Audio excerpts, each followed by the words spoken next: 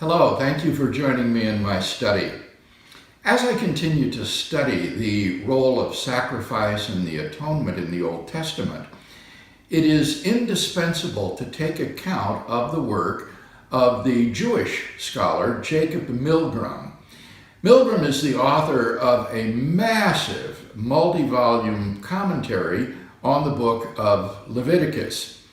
And in this commentary, he emphasizes so strongly the role of the sacrifices in purging the tabernacle and the altar and its other sacred objects of impurity that one might get the impression that this is all the sacrifices do.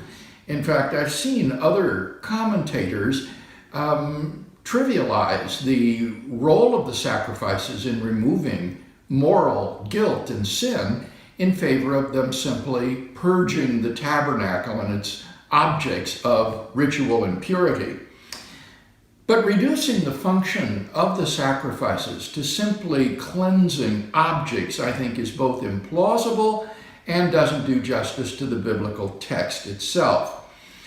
Purging mere objects of impurity would leave the people themselves morally guilty and sinful, and therefore would fail to address the root of the problem. It would be treating the symptom without treating the disease.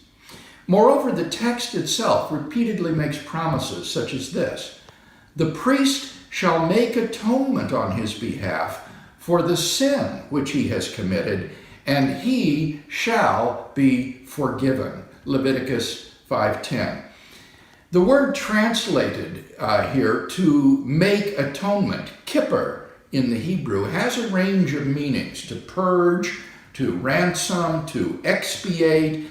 But I think what's significant here is the result. The person's sins are forgiven.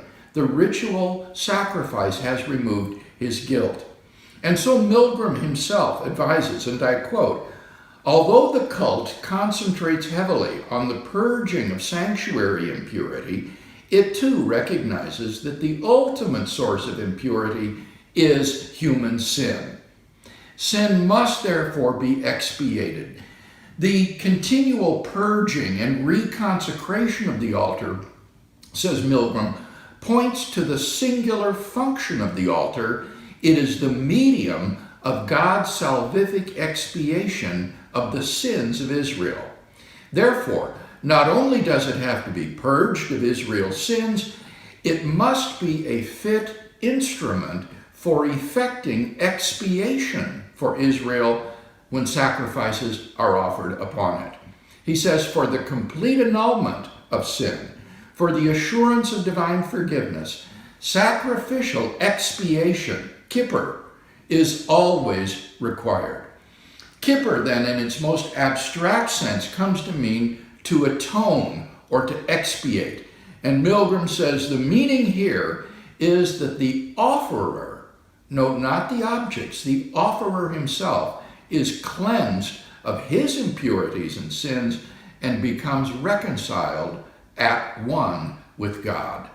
This just is to say that the Old Testament sacrifices offered an atonement for sin and guilt.